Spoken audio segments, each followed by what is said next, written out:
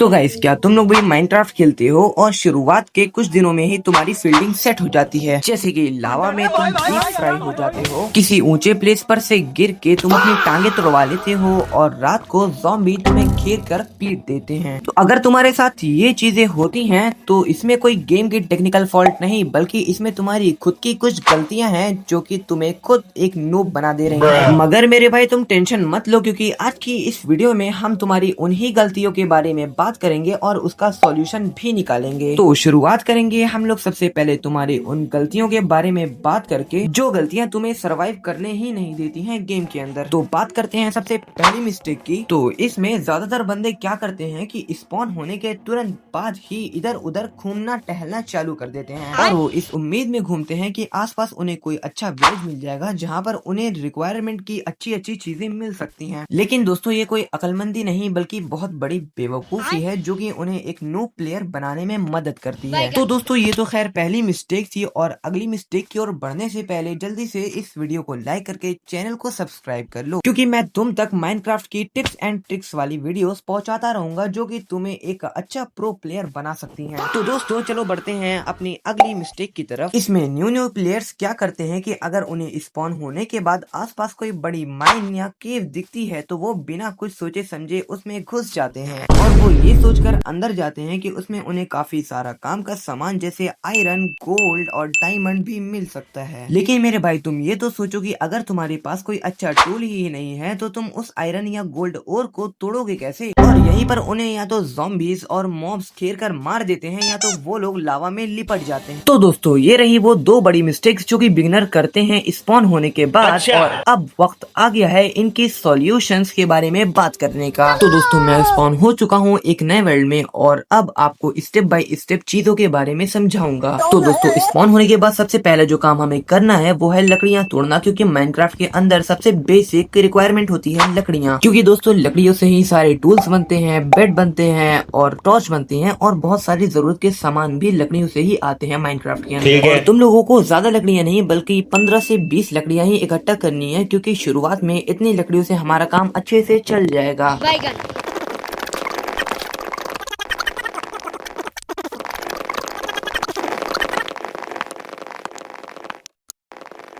तो लकड़ियां मैंने सारी काट ली हैं और अब सबसे पहले हम लोग बनाएंगे इसके प्लैंक्स। हमें जितना हो सकता है उतना प्लैंक्स बनाना है, क्योंकि सारी चीज प्लैंक्स से ही बनती है, ना कि खड़ी लकड़ियों से। प्लैंक्स बनाने के बाद सबसे पहले बनाना है उन प्लैंक्स का क्राफ्टिंग टेबल। जिन लोगों को चीजों की रेसिपी नहीं मालूम है वो डायरेक्ट सर्च भी कर सकते हैं, मगर दोस्तों तुम लोगों को स्टिक्स भी बनाना बहुत जरूरी है, क्योंकि सारे के सारे टूल्स का हैंडल स्टिक्स से ही बनता है। और फिर एक वुडन पिकेक्स को क्रिएट कर लो और उसके बाद अपने क्राफ्टिंग टेबल को फौरन ही तोड़कर कलेक्ट कर लो और ऐसी जगह पर निकल जाओ जहां पर तुम्हें काफी सारे स्टोन्स दिख जाएं।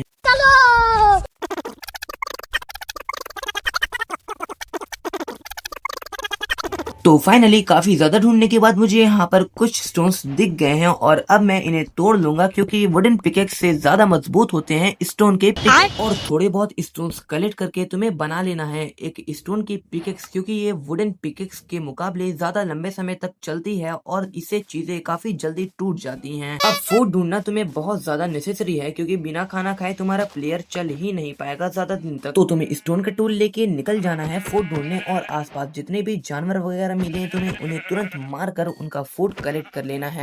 एनिमल मारते वक्त तुम्हें इस बात का पक्का ध्यान रखना है कि तुम्हें शीप मारना बहुत जरूरी है, क्योंकि शीप से ही हमें वूल मिलता है और वूल से ही बेड मिलता है। और अगर तुम्हारे पास बेड नहीं है तो तुम रात में सो भी नहीं सकोगे। और याद रखना अगर तुम कच्चा फूड खाओगे तो तुम्हारी उतनी हेल्थ नहीं बढ़ेगी जितना पका हुआ फूड खाने से बढ़ती है। मगर दोस्तों तुम कभी भी फर्नेस में अपना खाना मत पकाना, क्योंकि हर बार तुम्हें कोल डालना पड़ता है। इससे बेहतर आइडिया ये है कि तुम अपने क्राफ्टिंग टेबल में से एक कैंप फायर बना लो और उसे कहीं भी एक रैंडम जगह पर प्लेस करके तुम 4 मीट के पीसेस एक साथ पका सकते हो, जिससे तुम्हारा कोल का खर्चा भी बच जाता है। अब बात करते हैं घर बनाने की। तो तुम्हारे लिए बेस्ट ऑप्शन ये रहेगा कि तुम लोग अपना घर पहाड़ या गुफा को खोद कर बना लो, क्योंकि इसमें तुम जितना खोदोगे तुम्हें उतना ही स्टोन मिलेगा और जल्दी से जल्दी तुम्हारे रहने के लिए एक बड़ी स्पेस बन जाएगी।